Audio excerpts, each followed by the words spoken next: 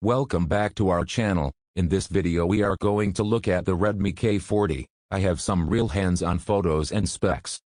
First look, phone display. Redmi K40 come with 6.67 inches 2K display. Also, the About Phone sections of the two phones were allegedly leaked, suggesting the Redmi K40 will come with a Snapdragon 870 SoC while the Redmi K40 Pro will come with a Snapdragon 888 SoC. Camera.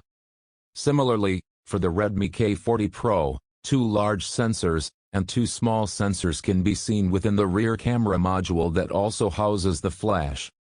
A blue variant of the phone can be seen in the images. Both phones are said to come with 5G connectivity and run Android 11 out of the box. Xiaomi has previously revealed that the Redmi K40 will be released on February 25 and the Redmi K40 Pro is expected to be announced as well.